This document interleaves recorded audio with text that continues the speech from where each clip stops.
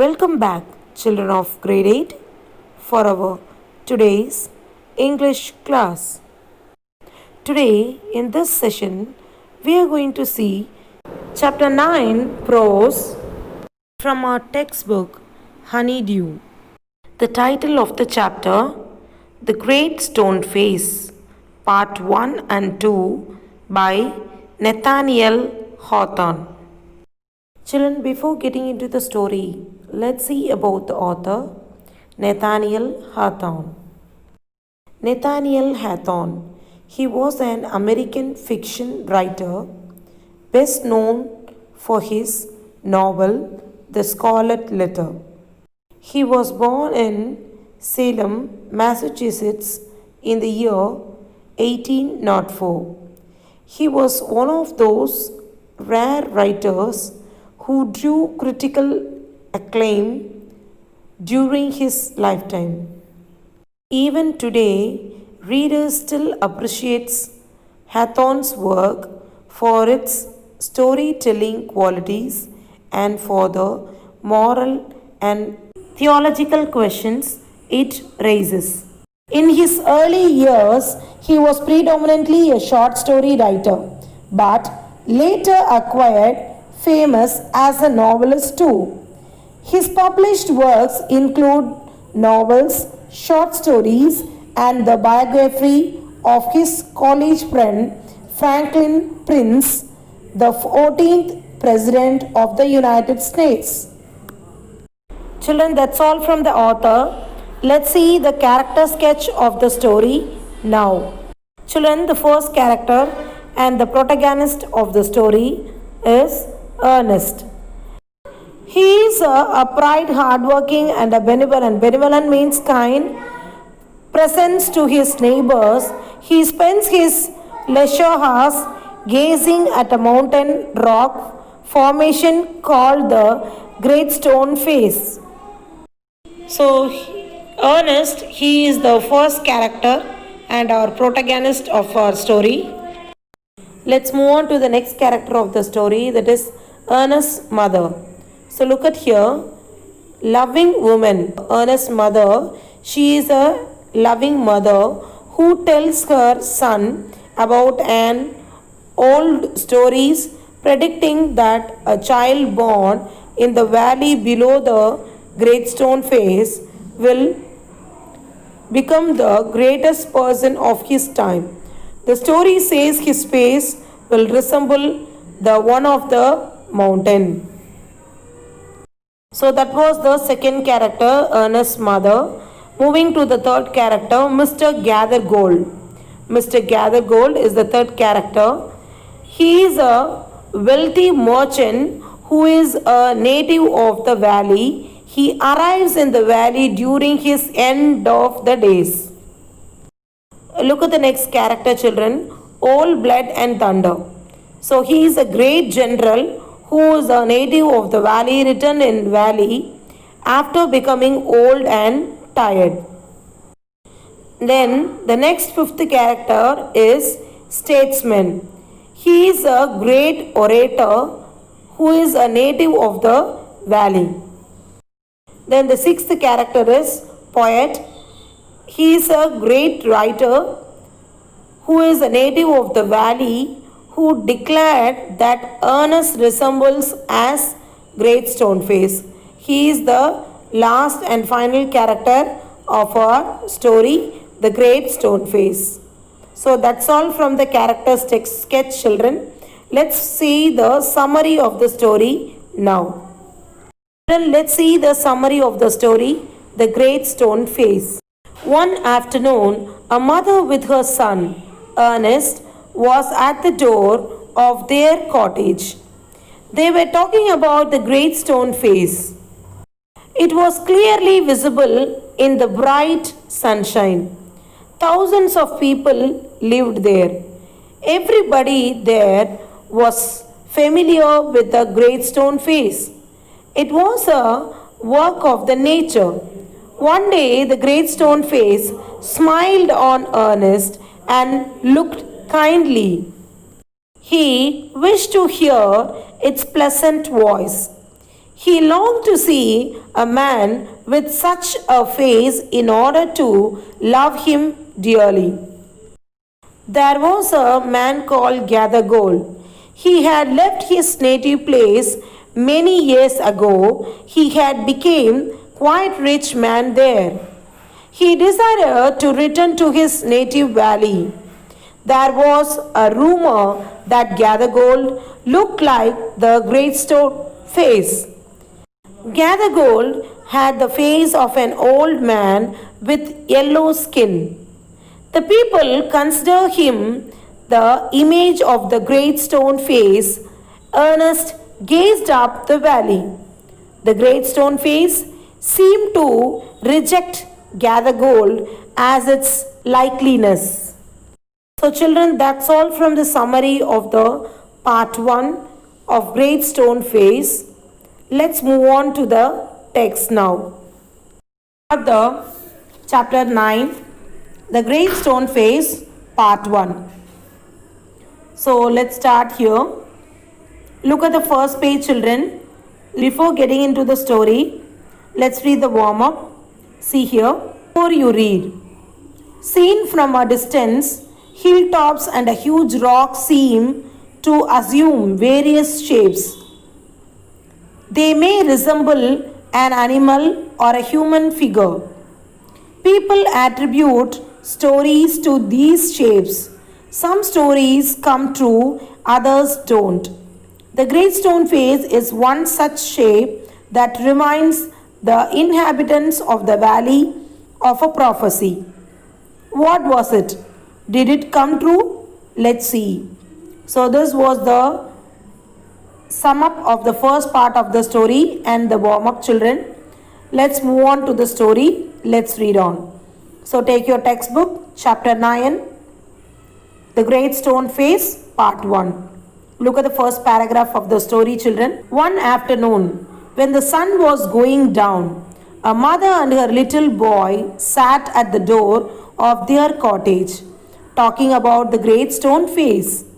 They had only to lift their eyes, and there it was, plain to be seen, though miles away, with the sunshine brightening all its features. So here, in the first paragraph, the story starts with the scene that a mother and the little boy. So he is the little boy who named as Ernest, and his mother was there. They both were sitting at the door of their cottage, and they are just talking about the Great Stone Face. It was clear because of the sunshine, and they could see all its features. That means its overall face, that is eyes, nose, mouth, everything. It completely looks like a human. So that was the Great Stone Face here, children. So that's all from the first paragraph. Let's move on to the next paragraph from the next page. So look at here. In the next page, we are continuing the story. And what was the Great Stone Face? The Great Stone Face was a work of nature. It was a work of nature. We even can see the clouds sometimes like a human, or it can be like a animal or birds. The same like here the mountain is looking like a human face. So that is known as Great Stone Face. It is a work of nature formed on the perpendicular side of the mountain by some immense rock, which had been thrown together so that when viewed at a proper distance, they resemble the features of a human face. Here the meaning for the word perpendicular in the glossary, it is a cliff or a rocky face. Rocky face rising very steeply. It's like a rock mountain. It is steeply rising very steeply, and it just immense. Immense means huge. The huge mountain rock that resembles means showing the feature means appearance of a human face. So where it can be seen, it is not nearby. When you see from proper distance, that is far away from the mountain, see the feature of a human face. Okay, so that was given here. If the spectator approached too near, spectator means the audience, the visitor, tourist, if they approached too near, he lost the outline of the enormous face. Enormous means big face. So if the visitor or tourist, if they want to see nearby, it cannot be seen properly. They couldn't see the enormous face. Only from the long distance they could see the proper perfect feature of a human face. Okay children, so heap of gigantic rock piled on upon another, one upon the another. Gigantic means immense, great, big, huge, we can say. So here in this line, the visitors, if they want to go closer or near to see the face, great stone face, not be clearly shown to them, only they can see the rock one upon the other. But if they saw distance, proper distance, they could clearly see the feature of the human face. Okay children, but seen from a distance, see here clearly it was given, but seen from a distance, the clouds clustering about it, the great stone face seemed positively to be alive. So look at here children, it was a belief of many people that the valley owed much of its fertility to the benign means, see here, benign means kind and gentle face that was continually beaming over it. So here belief of the many people that the valley and the face is definitely will come alive, as alive one day. All from the first paragraph children. Let's move on to the second paragraph of this page now. Mother and her little boy, as we said earlier, sat at the door of their cottage, gazing at the great stone face and talking about it. The child's name was Ernest. Mother, said he, while the great face seemed on him, I wish that it could speak, for it comes so very kindly that its voice must indeed be pleasant. If I ever see a man with such a face, I should love him very much. So here the story continues as that the mother and the little boy Ernest, they sat at the door of the cottage. From their cottage they only had to lift their eyes and they could see the great stone face. Ernest wished that the lively looking stone face could speak, and he wished that the great face that could speak and the voice will be very pleasant to him. So if a man such a face, if he come there, he should love him very much. So that was given in these two paragraphs children. Let's move on to the next paragraph here. So look at the next paragraph. If an old prophecy should come to pass, answered his mother, we may see a man sometime with exactly such a face as that. Prophecy means a statement that tells what will happen in the future. It is the old statement that will happen in the future. That is known as prophecy children. So here the mother wished to meet a man sometime with a similar face. She just talked of an old prophecy that she herself had heard from her mother in her young age, that the great man having the same stone face would be born one day. So that was the prophecy children. So here she is just introducing about the old prophecy, telling about the old prophecy to her son Ernest, that one day definitely the prophecy will happen. That time we can see and we can see the man with the same exact face of the great stone face. So immediately the boy is asking, "What prophecy do you mean, dear mother?"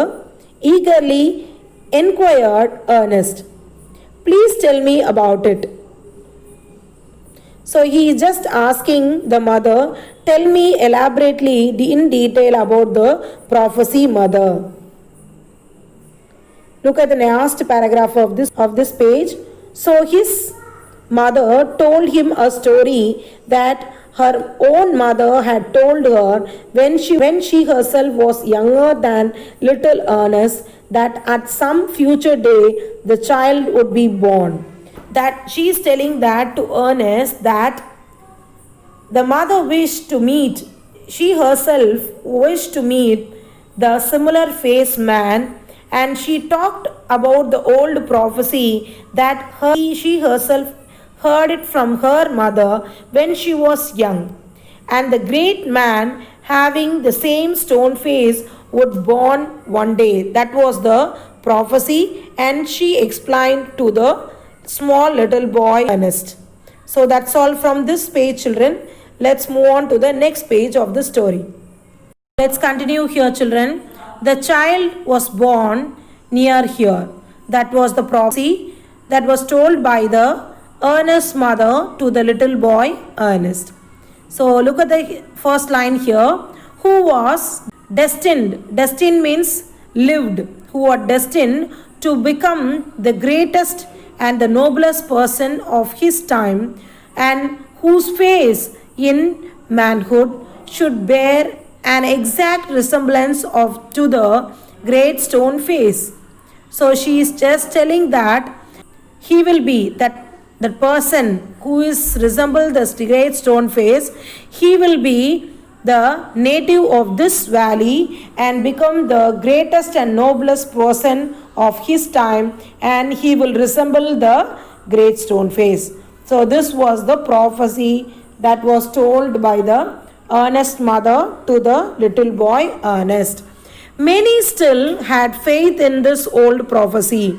So she is telling that many of the people had the faith. Faith means trust that the old prophecy will definitely happen. But others took it to be nothing but ideal talk.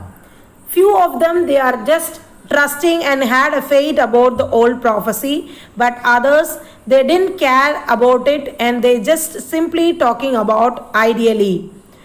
At all events, the great man of the prophecy had not yet appeared.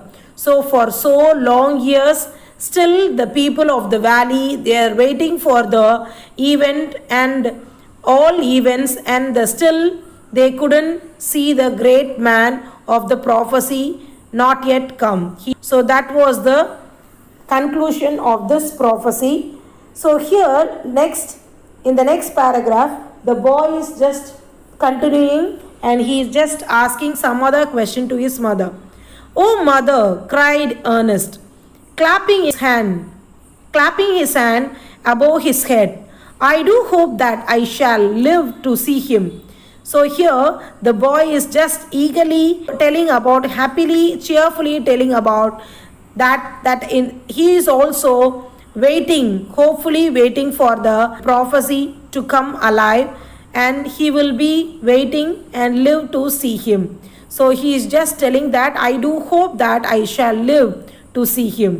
So I am just hopefully waiting for that, and I live to see him, the person resembling the great stone face.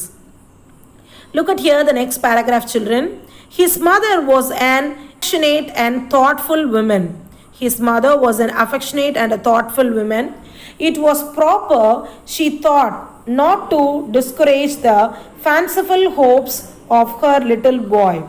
So as the Ernest's mother, she was an affectionate and thoughtful mother. So she doesn't want to discourage the thought about the prophecy of her little boy.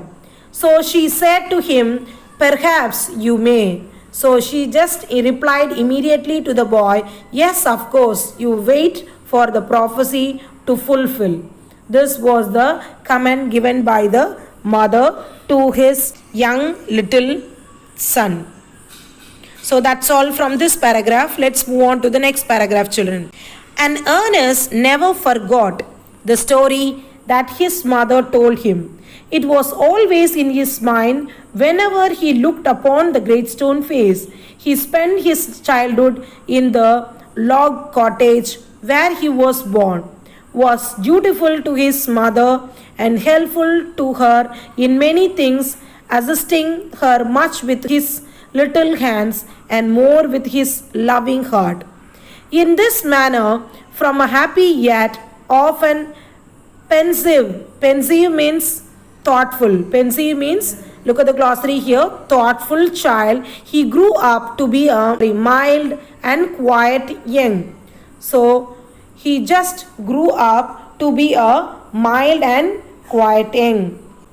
So, in this paragraph, we are just seeing about the character and the growth of the stages of the young boy. And see here in this paragraph, Ernest always remembered the story that what his mother told to him. He would watch the stone face for hours on end. Over the years, from a happy yet often thoughtful child, Ernest grew to be a very quiet and gentle young boy. So years went on and he grew to be a very quiet, gentle young man. He was very happy and happyful to his mother. Ernest became a very quiet and gentle young man. So that's all from this paragraph, children. Let's move on and see the next paragraph here. Ernest had no teacher, but the great stone face became one to him. When the work of the day was over, he would gaze at it for hours, until he began to imagine that those vast features recognized him and gave him a smile of kindness and encouragement. So see here in this paragraph, the Ernest, the little boy, young boy, he would watch the stone face for hours. So for a whole day, he will be watching the great stone face. Over the years, from a happy yet often thoughtful child, Ernest had no teacher. So here, Ernest, he didn't go to school. He don't have teacher at all. So the great stone face is his teacher. So the great stone face is the only teacher to him.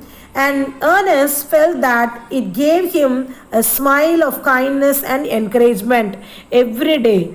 So that was the daily routine of Ernest, and he will be watching throughout the day and to get the recognition and by the great stone face by giving a smile of kindness and encouragement to him. So that's all from this paragraph, children. Let's move on to the next paragraph. About this time, there went a rumor throughout the valley that the great man who was to bear a resemblance to the great stone face had appeared at last. It seemed that many years before, a young man had left the valley and settled at a distant seaport. So he was none other than, the third character is Gathergold. So he was the next character who was none other than Mr. Gathergold, which was his name, had set up as a shopkeeper and being sharp in business matters, and had become so very rich that it would have taken him 200 years only to count his wealth. In the time he thought of his native valley and desired to go back there and end his days where he had been born. So in these paragraphs, in such time when Ernest, the little young man who was just happy and living with the great stone face, he heard a rumor spread throughout the village that a great man bearing the resemblance to the stone face had appeared at last. Many years ago, he is the man, he lived many years ago, a young man had left the valley and he had settled at the distant seaport, away from the valley, none other than Mr. Gathergold, which was his name. He earned lot of wealth and had now wanted to return to his native valley. At last, the man, as a first rumor, the man came, Mr. Gathergold. He came from outside of the valley, but he is the native person of this valley. For a long years back, he is just returning to his native place as a rich person, wealthy person. In the end of the days, that means in the old days, he want to be in his native place. So he wanted to be in his native place. So he returned back to the native valley and to spend his end of his days. So that was the content that was given in this last paragraph of this page, children. That's all from the page. Let's move on to the next page now. Children, let's continue on the next page. Ernest had been deeply stirred means moved by the idea that the great man, the noble man, the man of prophecy, after so many ages of delay, was at length to be seen in his native valley. While the boy was still gazing up the valley one day and imagining that the great stone face returned his gaze, the noise of wheels was heard, and a crowd of people cried, "Here comes the great Mr. Gathergold." So in this paragraph, children, Mr. Gathergold, at last he arrived to his native valley after a long time of delay. The crowd of the people of the valley, they just cried and made some noise of wails to welcome Mr. Gathergold with a lot of fanfare, as people believed that he resembled the stone face, but Ernest found no resemblance. Here, everyone of the village, they just eagerly waiting for the man to come, but at last the man arrived. Everyone, they enjoyed and they happy that the prophecy was completed and it is fulfilled. That was given in this paragraph, children. Let's see the last paragraph here. A carriage drawn by 4 horses dashed round the turn of the road. Within it, thrust party out of window, appeared the face of an old man with yellow skin. The very image of the great stone face, shouted the people. Sure enough, the old prophecy is true. Here we have the great man at last. And what greatly puzzled Ernest, they seemed actually to believe that here was the likeness which they spoke of. He returned away sadly from the wrinkled redness of that unpleasant face, gazed up the valley, where the stone face seems to say, "He will come. Fear not, Ernest, the man will come." So here in this paragraph, the arrival of the person, Mr. Gathergold, he just coming in a 4 horses drawn by a carriage, and he just dashed towards the road, round the road, and everybody in the village, the valley, just crowd screamed at him as the very image of great stone face, and the prophecy is true now. So he was appeared with the face of old man with yellow skin. The old prophecy is true. Here we have the great man at last. Everyone shouted. And what greatly puzzled Ernest. So everyone shouted, but there was a great puzzle, confusion to the little boy, young boy, Ernest only. He seemed actually to believe that here was the likeness which they spoke of. He turned away to sadly from the wrinkled shredness of the unpleasant face. He is just telling that he was not exactly to the great stone face. He himself thinking that he was not resembling the, that is Mr. Gathergold. He didn't resemble like a great stone face. Gazed up the valley where the stone face seemed to say he will come. So he just looked up to the great stone face, and it just telling to him like he will come. Fear not, Ernest. The man will come. A great stone face, it is speaking like to say that he will come. Fear not. Fear not means don't get confused, Ernest. The man will come soon. The great stone face seems to telling like this. So that's all from this paragraph and the first part of the story, children. Let's move on to the second part of the story now. Children, look at the second part of the story. The years went on, and Ernest grew to be a young man. He attracted little notice from the inhabitants of the valley. They saw nothing remarkable in his way of life, except that when the labor of the day was over, he still loved to gaze upon the great stone face. Their idea was not that this was a folly. Folly means foolish people, but pardonable. Pardonable means forgive. To forgive, because Ernest was industrious, kind, and neighborly. They did not know that the great stone face had become a teacher to him, and that the sentiment which was expressed in it would enlarge the young man's heart and fill it with deeper sympathies. Sympathies means feelings of sorrow, approval, and understanding. Sympathies than other hearts. They did not know that from this would come a better wisdom than could be learned from books. Neither did Ernest know that the thoughts which came to him so naturally. So in this paragraph, here Ernest, he is telling that years went by.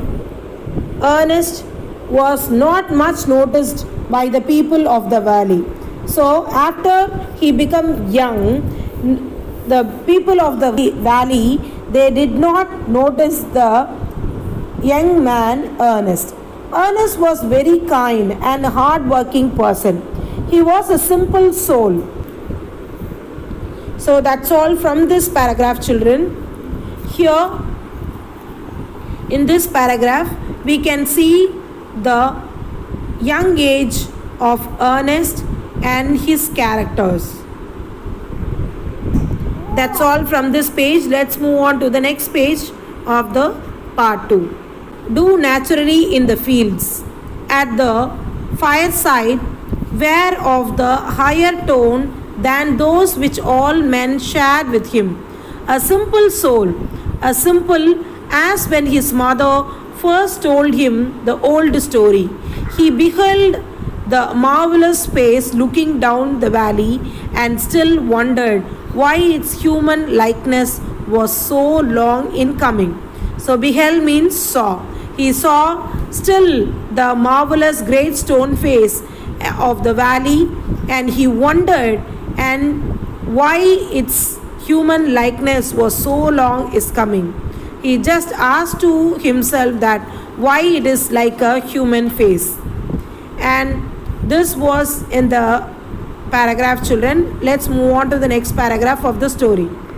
So by this time, poor Mr. Gathergold was dead and buried. His wealth, which was the body and the spirit of his existence, had disappeared before his death. Since the melting away of his gold, it had been generally agreed that there was no great likeness after all between the ruined merchant and the majestic face upon the mountain. So here in this paragraph, Mr. Gathergold was meanwhile dead and buried. His wealth had disappeared before his death.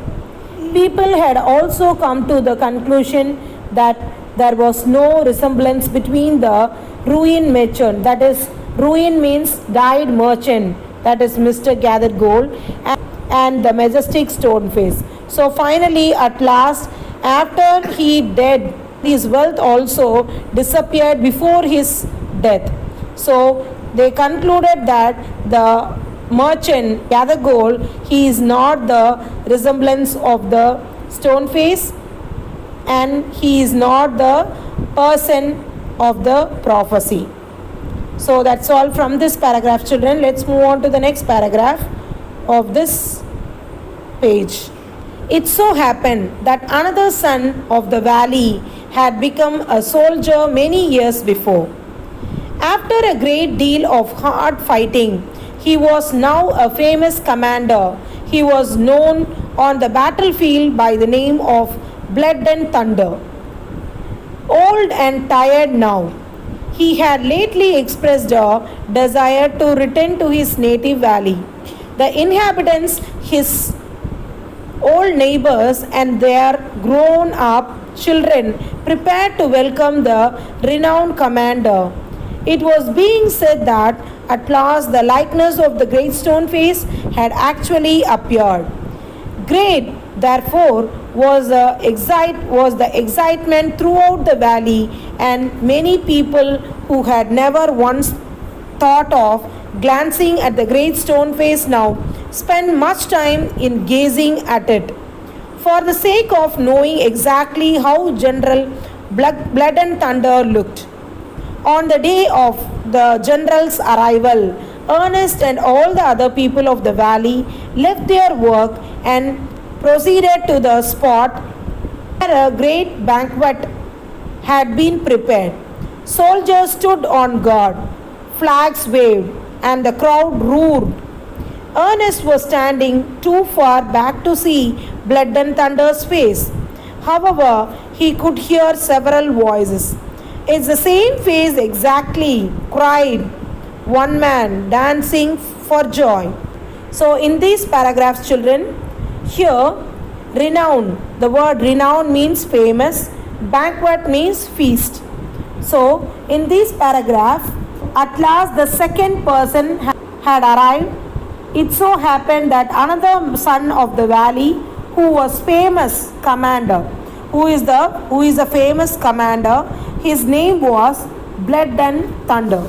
He returned to the valley. He was a native of this valley, but he went to the battlefield again. He returning back to the battle again. In the battlefield, he was known by the name Blood and Thunder. So in the battlefield, he was called by a name called Blood and Thunder. Again, the rumor floated that soldier bear the likeness of the great stone face. It gathered a lot of excitement all around. Ernest saw the general's face in the same glance. He looked at this great stone face, but he found no similarity. So here, the arrival of the great soldier, the commander, who's none other than Blood and Thunder.